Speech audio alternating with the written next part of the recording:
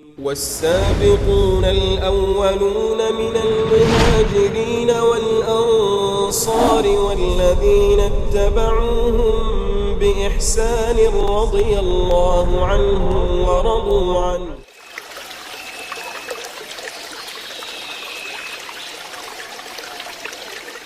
Bismillahirrahmanirrahim. Alhamdulillah wassalatu wassalamu ala Rasulillah Muhammadin wa ala alihi wa ashabihi wa man tabi'ahum bi ihsanin ila yaumiddin. Alhamdulillah, kami sangat bahagia kembali bisa menyapa saudara-saudara kami semuanya, sahabat pendengar Radio Syiar Tauhid Aceh 96,1 FM. Assalamualaikum warahmatullahi wabarakatuh. Sebagaimana yang telah disampaikan, pada hari ini kita kembali melanjutkan pembahasan kita tentang kiat-kiat terlepas dari dosa. Dan telah kita sebutkan pada poin yang pertama, dari hal-hal yang akan bisa membantu seseorang meninggalkan dosa dan maksiat adalah dengan mengagungkan Allah Subhanahu wa taala di dalam qalbunya. Kemudian pada poin yang kedua, karena waktu kita terbatas, kita langsung masuk kepada pembahasan kitab kita. Disebutkan oleh Imam Ibnul Qayyim rahimahullah, poin yang kedua, hal-hal yang akan bisa membantu seseorang terlepas dari dosa dan maksiat adalah menghadirkan rasa cinta kepada Allah Subhanahu wa taala. Sehingga dengan rasa cinta tersebut dia akan meninggalkan maksiat. Sebab seorang pencinta akan menaati orang yang dicintainya. Dan sebaik-baiknya orang yang tidak melakukan sesuatu adalah ketika ia tidak melakukannya karena kecintaannya kepada kekasihnya. Sebagaimana sebaik-baiknya orang yang taat adalah orang yang taat karena kecintaan kepada kekasihnya. Alhasil, jauh sekali perbedaan antara orang meninggalkan dosa dan melakukan ketaatan yang dilandasi kecintaan, dengan orang yang meninggalkan dosa dan melakukan ketaatan karena dilandasi rasa takut terhadap azab. Oleh karena itu, kita mendapatkan dari kehidupan sahabat Rasulullah SAW apa saja hal-hal yang akan bisa mencapai cinta mereka kepada Allah Subhanahu wa taala, dengan sangat mudah mereka meninggalkannya. Di antara contoh yang sering kita contohkan, ketika minuman keras, khamar, adalah sesuatu yang paling digandrungi pada waktu itu, di zaman tersebut. Sampai-sampai Allah Subhanahu wa taala mengharamkan khamar dengan melalui 4 fase. Ketika Allah Subhanahu wa taala menurunkan ayat yang terakhir yang menunjukkan haramnya khamar, disebutkan Anas bin Malik radhiyallahu taala anhu, pada waktu itu beliau sedang menyiapkan minuman keras. Dan minuman keras sudah siap untuk dituangkan ke gelas. Tapi ketika mereka mendengar Allah mengharamkan khamar tersebut, di detik itu mereka meninggalkan apa yang menjadi atau sesuatu yang sangat mereka cintai. Karena kecintaan sesuatu tersebut tidak melebihi kecintaan, dan kecintaan kepada sesuatu tersebut ternyata tidak ada apa-apanya dibandingkan kecintaan mereka kepada Allah Subhanahu wa taala. Nah, ini kunci. Kenapa hari ini kita sulit meninggalkan dosa? Kenapa hari ini kita sulit meninggalkan maksiat? Bahkan subhanallah, orang-orang yang mereka kecanduan rokok, mohon maaf mungkin kalau dulu mereka candu dengan minuman keras. Nah, orang-orang yang mereka candu dengan rokok hari ini, mungkin betul mereka berpuasa. Tetapi yang ada di pikiran mereka, hal yang pertama akan mereka lakukan setelah melepaskan dahaga mereka dari berpuasa apa, Pak? Rokok. Ini ada sesuatu pelajaran yang penting yang perlu untuk kita renungi. Kalau seandainya kita adalah orang-orang yang benar-benar cinta kepada Allah Subhanahu wa taala, jangankan rokok, yang lebih besar daripada rokok itu mampu untuk kita tinggalkan. Berarti menunjukkan rasa cinta kita kepada Allah sangat menipis. Ya betul, tapi rokok kan makruh. Oke, makruh artinya dibenci. Siapa yang membencinya? Allah. Nah, kalau seandainya rasa cinta kita benar kepada Allah Subhanahu wa taala, kita tidak akan mau melakukan apa yang dibenci oleh yang kita cintai. Kan begitu, di luar pembahasan haram ataukah makruh. Karena ketika kita membahas tentang orang-orang yang cinta, dia tidak memandang itu halal ataukah haram. Iya, seorang suami, ya, dia memakai baju dengan warna tertentu, warna biru misalnya, atau warna coklat, haram atau tidak? Tidak haram. Tidak haram orang pakai baju warna biru, tidak haram orang pakai baju warna coklat. Namun ketika kekasihnya, istrinya tidak senang dia pakai baju warna biru, dia tinggalkan atau tidak? Dia nggak beralasan sama istrinya, istriku nggak ada dalil haramnya pakai baju warna biru. Nggak ada haramnya seseorang pakai baju warna coklat. Dia nggak akan berkata demikian. Ya, tetapi dia akan berusaha untuk mengikuti apa yang diinginkan oleh istrinya. Istri saya nggak suka saya pakai baju warna biru. Jadi anti dia dengan apapun yang baju warna biru. Itu hakikat dari kecintaan. Nah, kecintaan seseorang kepada Allah Subhanahu wa taala seharusnya lebih daripada kecintaan dia kepada istrinya. Kita sedang membahas haram ataukah makruh. Ini dibenci nggak sama Allah? Ya, kecuali kalau Anda berkata, oh rokok itu hukumnya wajib. Itu lain masalah sudah. Sudah di luar pembahasan. Ya, tetapi ketika Anda mengatakan itu adalah makruh, ya, maka tentunya Anda berusaha untuk meninggalkan sesuatu apa yang dibenci oleh zat yang Anda cintai. Iya. Kemudian disebutkan di sini, ya, Allah Subhanahu wa taala menyebutkan dari sifat-sifat orang-orang beriman, walladzina amanu asyaddu hubban lillah. Sifat-sifat dari orang-orang yang beriman atau ciri-ciri mereka adalah sangat cintanya kepada Allah Subhanahu wa taala. Ini sifat orang-orang yang beriman. Orang-orang yang jujur keimanannya kepada Allah, maka tidak ada sesuatu apapun yang paling dia cintai lebih daripada cintanya kepada Allah Tabaraka wa taala. Ya, disebutkan oleh beliau, jika hati seorang hamba disibukkan dengan cinta kepada Allah Azza wa Jalla, maka kesibukannya itu akan mengalihkannya dari murka Allah Azza wa Jalla. Ini barometernya. Apa bukti seseorang hatinya sibuk dengan cinta kepada Allah? Dia akan mengalihkan segala hal-hal yang akan membuat Allah murka kepadanya. Apa yang Allah murka kepada seseorang ketika dia berbuat syirik? Ketika dia berbuat perkara yang haram? Ketika dia bermaksiat kepada Allah Subhanahu wa taala? Maka dia akan meninggalkan itu dengan sesuatu yang sangat mudah.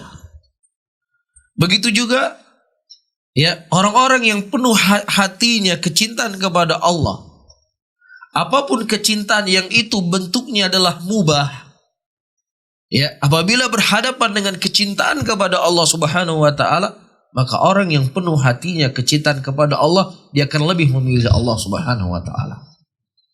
Seseorang cinta kepada istri, ini sesuatu yang mubah, bahkan itu menjadi ibadah. Ketika berlandaskan cinta karena Allah. Iya, Allah sebutkan dalam ayatnya, zuina linnasi hubbus syahawati minan nisa. Dihiasi kepada manusia kecintaan kepada wanita. Ini sesuatu tabiatnya manusia. Iya. Nah, disebutkan dalam sebuah kisah, Handalah radhiyallahu ta'ala anhu,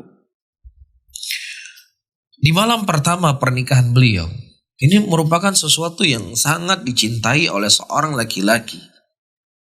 Ya, malam pertama bersama orang yang menjadi pilihannya untuk hidup bersamanya. Ini sebuah cinta. Yang semua orang ya akan merasakan ketenangan, terlebih di malam pertama. Tapi ketika Rasulullah Sallallahu Alaihi Wasallam mengumumkan jihad pada waktu itu perang Uhud, Handalah radhiyallahu taala anhu saking buru-burunya, beliau tidak sempat mandi wajib, ya, beliau terjun ke medan peperangan. Kenapa? Karena kecintaan beliau kepada Allah lebih daripada cinta beliau dengan segalanya. Iya. Namun para hadirin, ada hal yang perlu untuk kita perhatikan di sini. Ya, kecintaan itu harus berdalilkan Al-Quran dan Sunnah, harus sesuatu yang disertai dengan ilmu. Ya, terkadang orang-orang mereka meninggalkan istri dan keluarga mereka, meninggalkan anak-anak mereka. Ya, dengan dalih untuk mencari ridha Allah dan cinta Allah, berdakwah.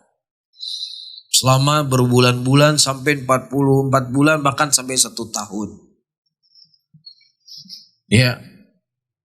Pertama, yang perlu untuk kita ketahui, Allah Subhanahu wa taala memerintahkan kita dalam Al-Qur'an, "Qu anfusakum wa ahlikum nara." Jagalah dirimu dan keluargamu dari api neraka. Jadi yang paling pertama yang harus kita dakwahi, yang paling pertama yang harus kita fokus dengannya adalah diri kita, keluarga kita. Dalam ayat yang lain Allah katakan anzir ashirataka wal aqrabin. Anzir ashirataka. Berilah peringatan kepada keluargamu, kepada kerabatmu. Al aqrabin, dan yang paling dekat denganmu. Jadi ini dulu yang kita fokus. Jangan kemudian seseorang meninggalkan keluarganya selama 1 tahun dengan dalih ingin berdakwah. Ya, sementara keluarganya tidak terurus, anaknya tidak terurus. Ini keliru. Ya, ini merupakan sebuah kesalahan. Ya, Allah Subhanahu wa taala yang mengatakan dalam ayatnya. Maka seseorang jangan terlalu untuk fokus dengan fulan dan fulan sementara dia menyanyiakan apa yang menjadi tanggung jawab dirinya.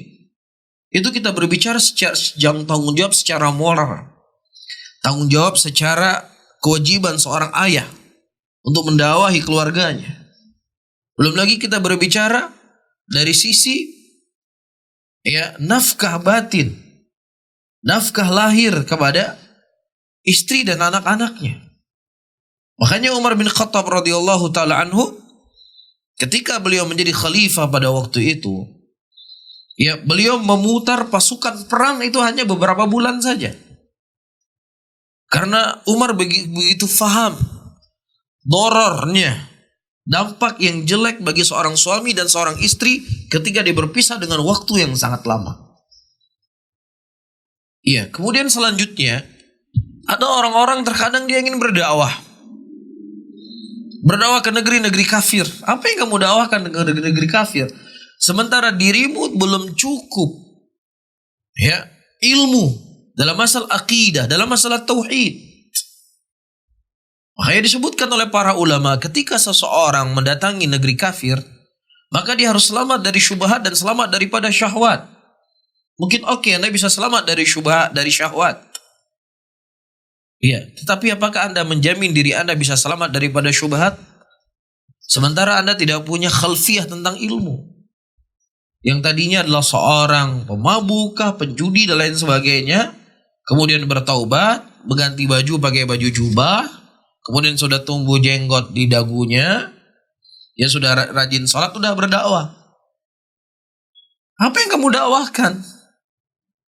Ya, sementara dirimu sendiri saja kamu belum mengerti tentang tauhid. Oh, beda di antara dakwah dengan mengajarkan. Dari mana bedanya? Allah katakan dalam Al-Quran, "Qul hadhihi sabili ad'u ilallah ala basiratin ana wa man ittaba'ani wa subhanallahi wa ma ana minal musyrikin." Katakanlah ya Muhammad, sesungguhnya ini jalanku yang aku menyeru, yang aku berdakwah kepada Allah di jalan ini. Dakwah enggak ini namanya? Di atas apa? Ala basirah, di atas ilmu. Di atas ilmu kamu harus berdakwah. Ya, nah kalau seandainya tujuan ya, tapi saya mengajak orang salat. Oke, Anda mengajak orang salat, Anda harus tahu juga apa kewajiban salat, apa yang membatalkan salat. Ya, bukan sekedar ayo salat. Tapi tidak diajarkan bagaimana cara salat. Ini bukan metode dakwahnya Rasulullah sallallahu alaihi wasallam. Metode dakwahnya Rasulullah sallallahu alaihi wasallam, selain beliau mengajak muslimin untuk salat, beliau ajarkan fikih salat, bagaimana salat yang benar. Iya. Namun sebelum itu semuanya kita harus fahami permasalahan umat Islam hari ini bukan hanya sebatas sholat. Enggak. Udah selesai, udah sholat selesai semuanya. Bukan ini permasalahan. Ya, bukan berarti saya mengatakan sholat itu nggak penting. Sholat itu penting, tiang agama. Tetapi permasalahan umat hari ini bukan hanya sebatas sholat. Kamu mengajak manusia ke masjid, kemudian dia sholat, udah selesai. Orang-orang Khawarij, ya, sholatnya mereka itu melebihi daripada sholatnya sahabat. Puasanya mereka itu melebihi daripada puasanya sahabat. Ibadah mereka itu nggak ada apa-apanya, ibadahnya sahabat. Sampai-sampai ketika Abdullah ibnu Abbas radhiyallahu taala anhu menjumpai mereka, dalam keadaan wajah mereka pucat karena panjangnya sholat malam yang mereka lakukan, ya, dan banyaknya puasa yang telah mereka kerjakan. Tetapi kata Nabi SAW, ulaika kilabun nar. Mereka anjing-anjingnya neraka. Jadi permasalahannya bukan hanya sekedar masalah sholat, sudah selesai. Iya. Bahkan Ali bin Abi Thalib radhiyallahu taala anhu, dari orang-orang Khawarij yang mereka rajin untuk sholat, rajin untuk berpuasa, yang sebagian mereka dihujahi oleh Abdullah ibnu Abbas bertaubat, dan sebagian besarnya tidak bertobat, diperangi oleh Ali bin Abi Thalib radhiyallahu taala anhu. Bukan hanya dikatakan oleh Ali, kamu salah, kamu nggak benar, kamu keliru, enggak, diperangi oleh Ali bin Abi Thalib. Iya, ini menunjukkan pelajaran yang sangat berharga kepada kita. Permasalahan itu bukan hanya sekedar sholat, tapi permasalahan bagaimana seseorang itu memiliki qalbu yang bersih, berjalan di atas jalannya Rasulullah sallallahu alaihi wasallam, di atas akidah as-sahihah, di atas akidah yang lurus, di atas akidah yang benar, bukan di atas akidah-akidah yang menyimpang. Iya, oleh karena itu Nabi sallallahu alaihi wasallam ketika mengutus Mu'adz bin Jabal radhiyallahu taala anhu ke negeri Yaman, apa yang pertama kali Rasulullah sallallahu alaihi wasallam perintahkan? Innaka ta'ti qauman min ahli alkitab falyakun awwala ma tad'uhum ilaihi asyhadu an la ilaha illallah. Wa fi riwayah ayyuhidullah. Sesungguhnya engkau wahai Mu'adz mendatangi suatu kaum dari kalangan ahlul kitab. Maka yang paling pertama engkau serukan mereka adalah untuk mereka mentauhidkan Allah, untuk mereka mengesahkan Allah, untuk mereka mempersaksikan bahwasannya Allah adalah satu-satunya zat yang diibadahi, dan sesembahan yang disembah selain Allah adalah sembahan yang batil. Ini yang pertama yang Rasul perintahkan Mu'adz untuk mendakwahkan tauhid. Baru setelahnya salat. Ya, jadi ketauhidan, salat yang dilakukan oleh seseorang tidak akan bermanfaat ketika dia tidak memiliki tauhid yang benar. Orang-orang munafikin salat nggak di belakang Rasulullah? Salat. Satu shaf dengan Abu Bakar, satu shaf dengan Umar. Tetapi Rasulullah mengatakan innal munafiqina fi darki asfali minan nar. Orang-orang munafik itu berada di kerak api neraka. Kenapa? Karena ketauhidan mereka yang keliru, keimanan mereka yang salah. Ya, tapi kan kami sudah mengajak manusia kepada tauhid. Kami menyampaikan Allah kuasa, makhluk tidak kuasa. Allah menciptakan, makhluk tidak menciptakan. Mas, kalau seandainya itu makna tauhid yang kau fahami hanya sebatas rububiyah, Abu Lahab juga meyakini Allah kuasa, makhluk tidak kuasa. Abu Jahal juga tahu Allah menciptakan, makhluk tidak mampu menciptakan. Iya, jadi bukan ini perselisihan yang terjadi di antara para nabi dan dengan kaumnya. Karena mereka sangat meyakini Allah yang menciptakan. Wala in sa'altahum man khalaqas samawati wal ard la yaqulunna Allah. Kalau seandainya engkau bertanya kepada mereka, wahai Muhammad, kepada orang musyrikin, siapa yang menciptakan langit dan bumi? Mereka akan menjawab, Allah yang menciptakan langit dan bumi. Iya, dalam ayat yang lain Allah mengatakan, Qul may yarzuqukum minas sama'i wal ard, amma yamliku sama wal absar. Katakanlah Muhammad kepada mereka, siapa yang memberikan rezeki kepada mereka dari langit dan dari bumi? Ya. Dan siapa yang menghidupkan dan siapa yang mematikan? Wa may yudabbirul amra, dan siapa yang mengatur alam semesta ini semuanya? Fasayaquluna Allah, maka mereka menjawab Allah. Allah kuasa, makhluk tidak kuasa menangis. Ya akhi, apa yang kamu tangisi? Afillahi syakkun fatiris samawati wal ard. Apakah kamu ragu kepada Allah yang menciptakan langit dan bumi? Ya, jadi nggak ada makhluk satupun di muka bumi ini kecuali siapa yang nyeleneh. Kecuali mereka mengakui kebesaran Allah, keagungan Allah, Allah yang menciptakan. Iya, kalau kamu tanya sama orang Buddha, orang Buddha, siapa yang menciptakan langit dan bumi? Dia nggak mengatakan Buddha, dia akan mengatakan siapa yang ada di langit. Tapi begitu juga keyakinan Abu Lahab, keyakinan Abu Jahal. Mereka yakin Allah yang menciptakan, Allah yang memberikan rezeki, Allah yang mengatur alam semesta ini. Mereka yakin. Ya, namun makna rububiyah daripada makna syahadah adalah tadammun, apa yang mencakup di dalamnya. Ketika Allah satu-satunya zat yang diibadahi, Allah satu-satunya zat yang disembah, maka secara otomatis Allah lah yang menciptakan, Allah lah yang memberikan rezeki, Allah lah yang mengatur alam semesta. Namun bukan ini yang menjadi perselisihan di antara para nabi dengan kaumnya. Tapi yang menjadi perselisihan, mereka tidak mau menjadikan Allah satu-satunya zat yang diibadahi. Jadi salah satu dari kesalahan dan kekeliruan jamaah yang mereka berdakwah 3 hari, 40 hari, 4 bulan, mereka mencukupkan dakwah kepada makna syahadah ilaha illallah hanya sebatas makna rububiyah. Ya, makna rububiyah. Jadi para hadirin, tidak sedikit orang-orang yang mereka sholat, siapapun dia, yang terkadang mereka naik haji, tetapi ke dukun tetap jalan. Tetapi masih yakin dengan ramalan-ramalan.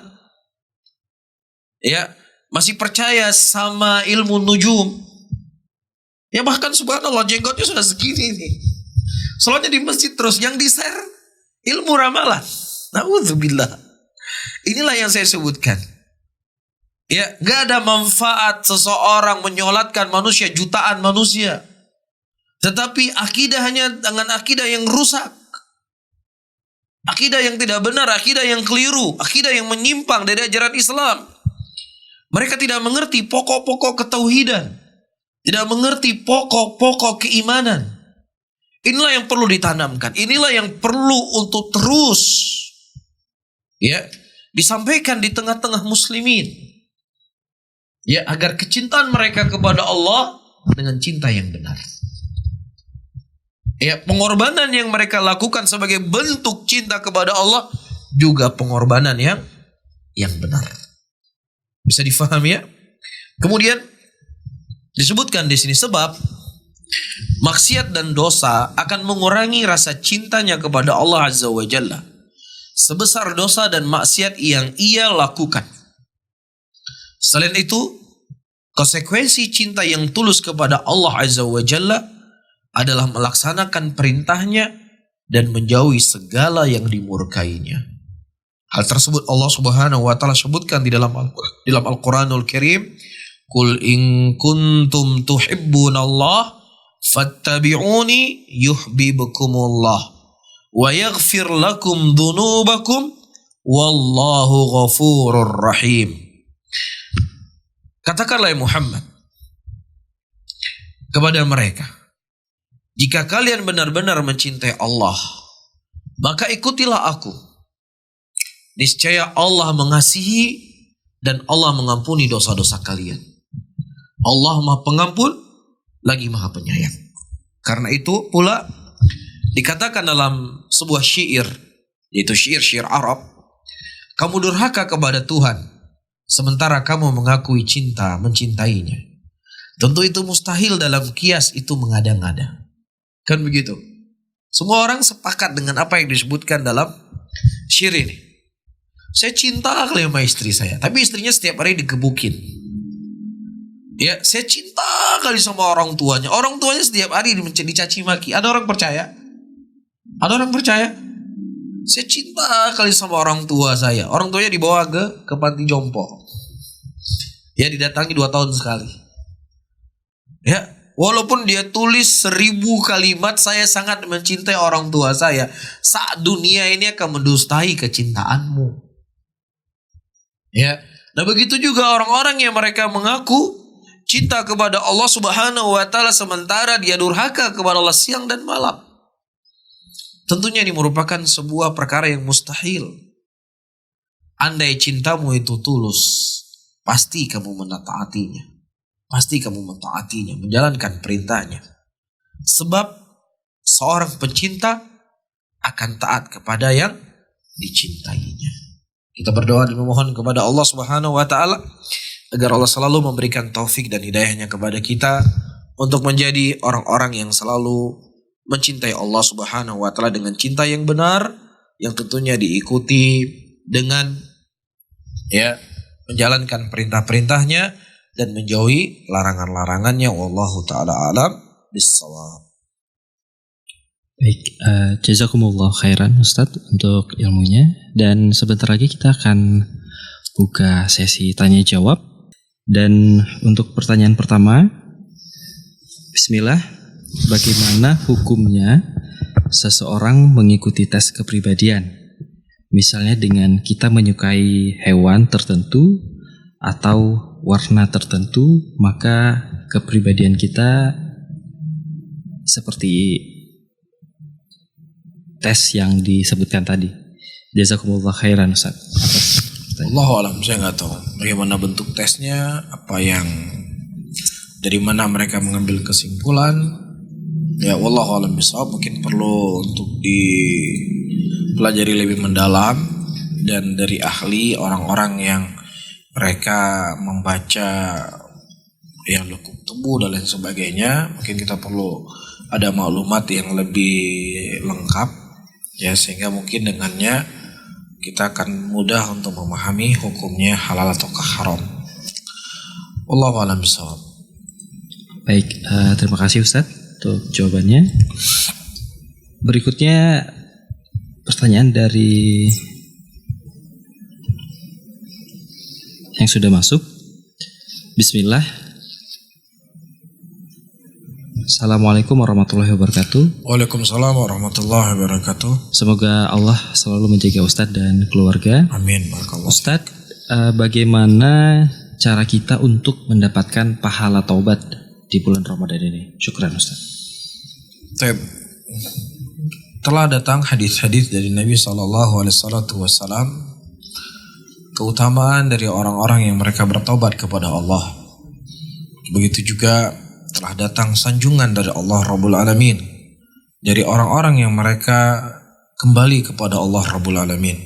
Innallaha yuhibbut tawwabin wa yuhibbul mutatahhirin. Sesungguhnya Allah mencintai orang-orang yang bertaubat kepadanya, dan Allah mencintai orang-orang yang mensucikan dirinya. Dan juga Nabi SAW mengatakan, at-taubah yuhdam bima qablahu. Taubat itu adalah penghancur daripada apa yang telah dilakukan sebelumnya. Namun kapan seseorang itu menjadi orang-orang yang dikatakan taibin, orang-orang yang bertaubat? Apabila dia bertaubat dengan taubatun nasuha. Di dalamnya ada beberapa syarat. Yang pertama, seseorang menyesali apa yang telah dilakukan dari dosa dan maksiat tersebut. Dia sesali. Kemudian dia meninggalkan dosa dan maksiat tersebut di detik itu juga.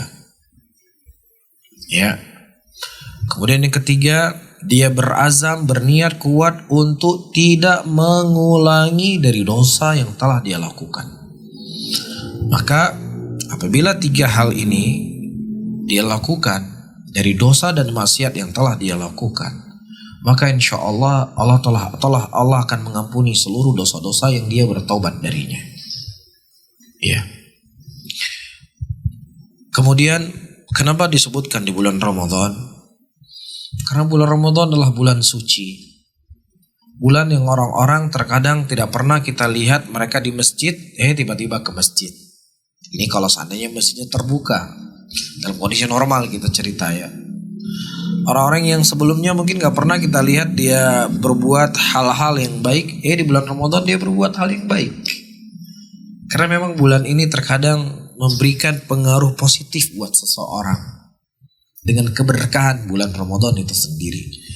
Nah, kalau seandainya bulan ini tidak bisa membuat seseorang itu bertaubat, tidak bisa menambah amalan kebaikan, maka tentunya dia kan sangat merugi. Ya, jadi logikanya begini. Ya, ada seseorang yang dia butuh dengan pekerjaan, Kemudian ada lowongan pekerjaan dengan gaji yang sangat spektakuler, sangat besar. Dan dari syarat-syarat yang diajukan dari pekerjaan, dia sebenarnya cocok untuk bekerja di situ. Tapi dia mengatakan, besok sampai pendaftarannya ditutup. Mungkin sekeluarga besar akan menyalahkan dia. Kenapa kamu nggak lamar kerja? Kamu kan lagi butuh kerja. Ya, kamu lagi butuh penghasilan. Ini ada pekerjaan di depanmu yang insya Allah kamu pasti lulus. Tapi kenapa kamu nggak mengambil? Nah, begitulah logikanya. Allah Subhanahu wa Ta'ala membuka kepada kita pintu selebar-lebarnya di bulan Ramadan ini. Allah melipat gandakan amalannya. Allah mengikat para syaitan. Iya. Allah menyediakan satu malam yang beribadah pada satu malam tersebut lebih baik daripada 1000 bulan. Tetapi dia tidak jadikan itu sebagai hal yang akan bisa menyelamatkan dia dari nerakanya Allah. Kita semua butuh nggak pengampunan dari Allah? Kita semua butuh nggak dijauhkan dari neraka Allah? Kita semua butuh nggak dimasukkan oleh Allah dalam surga? Ini sekarang Allah Subhanahu wa Ta'ala telah memberikan kepada kita jalan selebar-lebarnya, tapi kita nggak mau mengambil. Itu kan lebih bodoh lagi dibandingkan orang yang saya sebutkan tadi. Yang tadi itu sudah dikatakan, waduh kamu bodoh betul kamu ini. Ya, nggak ada orang akan memujinya, semua orang akan mengatakan dia keliru. Ya, walaupun kita nggak menjamin dia bisa keliru 100%. Bisa saja dia masuk kerja di situ, tiba-tiba hari pertama, hari kedua bermasalah. Bisa saja terjadi kan? Atau bisa saja dia nggak terima kerja di situ, pas akhir pengumuman di sini selesai, ada pengumuman yang lain yang kerjanya lebih baik. Tapi orang sudah cukup menyalahkan dia, nggak mengambil kesempatan. Dan tentunya kesempatan yang Allah berikan di bulan Ramadan ini kita ambil, nggak ada istilahnya kalau saya ngambil kesempatan di bulan ini lebih baik sepertinya buat saya, nggak ada cerita seperti itu. Jadi terkadang orang-orang itu harus dengan kita membawa logika akan lebih mudah dia memahami, oh begitu ya. Inilah kesempatan besar. Nah, kalau seandainya di bulan Ramadan ini, saya ulangi kembali, tidak bisa menjadikan buat kita bulan untuk kita bertobat kepada Allah. Kita tidak tahu di bulan apa lagi yang bisa membuat kita bertobat kepada Allah Subhanahu wa Ta'ala. Wallahu a'lam bishawab. Baik, jazakumullah khairan Ustaz untuk jawabannya. Selanjutnya ada sebuah pertanyaan lagi Ustaz dari 08216334 sekian. Bismillah Ustaz, semoga Ustaz sekeluarga dijaga oleh Allah. Ini pertanyaannya, apakah wanita baru melahirkan dan masih dalam kondisi nifas diperbolehkan berzikir pagi petang dengan memegang buku zikir karena belum terhafal? Syukuran Ustaz. Taib, Allah Ta'ala alam bishawab. Dari pembahasan yang kita bahas pada pertemuan yang lalu, ya, para ulama semuanya sepakat sebagaimana disebutkan oleh Al-Imam Nawawi rahimahullah, seseorang membaca Al-Quran, ya, namun yang menjadi perselisihan di kalangan para ulama, orang-orang yang dia tidak suci, ya, memegang mushaf, Ada sebagian ulama mengatakan terlarang, ada sebagian ulama mengatakan boleh. Tetapi mereka mengatakan sepakatnya untuk membaca Al-Quran dalam keadaan dia tidak bersuci. Nah tentunya zikir yang maklum Allah Akbar la ilaha illallah. Tentunya kemuliaan Al-Quran itu lebih mulia daripada zikir. Nah Al-Quran saja dibolehkan untuk kita membaca dalam keadaan kita tidak bersuci, maka tentunya begitu juga dalam keadaan berzikir. Adapun memegang buku-buku zikir itu bukan mushaf. Ya mushaf adalah buku mushaf maklum yang di sisi kita itu isi kandungannya Al-Quranul Karim. Tapi kalau buku zikir dan lain sebagainya, buku HP yang kemudian ada zikir dan lain sebagainya, maka tidak ada masalah untuk disentuh karena yang di sana terjadi khilaf di kalangan para ulama adalah memegang mushaf itu sendiri. Wallahu a'lam bishawab. Syukran Ustaz. Terakhir,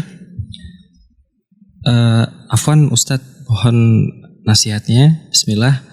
Ana dulu kenal dengan sunnah karena sebab dari seorang wanita, dan Ana rajin dan istiqomah. Namun setelah Ana tahu wanita tersebut sudah menikah, Ana futur dan sulit untuk bangkit. Nah ini mohon bimbingan nasihat Ustadz bagi kami. Semoga Allah melindungi Ustadz selalu. Jazakumullah khairan wa barakallahu fikum. Baik, bisa diulangi soalnya? Baik. Ana dulu kenal sunnah karena seorang wanita, dan dulu Ana rajin dan istiqomah. Namun setelah Ana tahu wanita tersebut sudah menikah, Ana futur dan sulit untuk bangkit. Dulu Ana hafal matan-matan ringkas, namun sekarang sudah banyak terlewatkan. Mohon bimbingan Ustadz bagi kami. Semoga Allah melindungi Ustadz selalu. Barakallahu fiik. Pertama, yang perlu untuk kita fahami bersama-sama, poin penting dan poin yang paling utama dan yang terutama dan teratas, hijrahnya seseorang itu adalah untuk Allah Subhanahu wa Ta'ala. Ya, bukan karena siapapun. Kalau seandainya seseorang hijrah karena Allah, maka Allah tidak akan pernah mati. Allah hidup selama-lamanya. Ya, maka tidak akan berubah kondisi dan keadaannya. Apa yang ada di sekitarnya. Makanya disebutkan oleh para ulama salaf, orang yang ikhlas adalah orang yang mereka tidak terpengaruh dengan pujian dan dengan celaan. Sanjungan tidak akan menambah semangat dia untuk beribadah, dan cacian juga tidak membuat dia mundur dari dekat dengan Allah. Karena yang diharapkan adalah Allah, bukan sanjungan ataukah pujian manusia. Wallahu a'lam bishawab. Dari apa yang ditanya oleh penanya, saya mengingatkan diri saya dan juga penanya, hendaklah beristighfar kepada Allah, bertobat kepada Allah Subhanahu wa Ta'ala, karena ini dosa yang mungkin itu jauh lebih besar daripada dosa-dosa yang kita yakini itu sebagai dosa. Ya, berarti selama ini kita berhijrah, selama ini kita berbuat kebaikan karena si fulanah. Nah, ketika si fulanah itu ternyata tidaklah kita bisa raih apa yang kita cita-citakan, kemudian kita jadi lemas untuk berbuat baik. Jadi kita berbuat baik karena Allah atau karena si fulanah? Ya, jadi yang pertama bertobat kepada Allah, beristighfar kepada Allah Subhanahu wa Ta'ala, dan perbaikilah niat. Perbaiki niat. Makanya disebutkan dalam sebuah riwayat hadis, ada orang-orang yang mereka hijrahnya dikarenakan seorang wanita. Maka itu yang dia dapatkan. Ya, dan dia tidak akan pernah tenang dalam kehidupannya ketika seseorang itu berbuat sesuatu karena manusia. Nah, kalau seandainya si perempuan itu misal menjadi istrinya juga, belum ada jaminan dia akan bahagia. Karena serumah dia akan mendapatkan kekurangan-kekurangan dia belum tahu dari si perempuan tersebut. Iya, tetapi ketika seseorang beribadah hanya kepada Allah, hijrah karena Allah, apapun karena Allah, maka senang dan susahnya dia akan selalu dalam keadaan bahagia. Kalau seandainya Allah memberikan nikmat kepadanya, dia syukuri nikmat tersebut, sehingga semakin menambah amalan solehnya. Nah, ketika Allah Subhanahu wa taala menguji dan mencobanya, ya, kemudian dia menjadikan ujian Allah Subhanahu wa taala sebagai jalan untuk dia mengintrospeksi diri dan dia merasakan Allah mencintainya. Dalam sebuah hadis Rasulullah mengatakan, "May yuridillahu bihi khaira yusib minhu." Barang siapa yang seseorang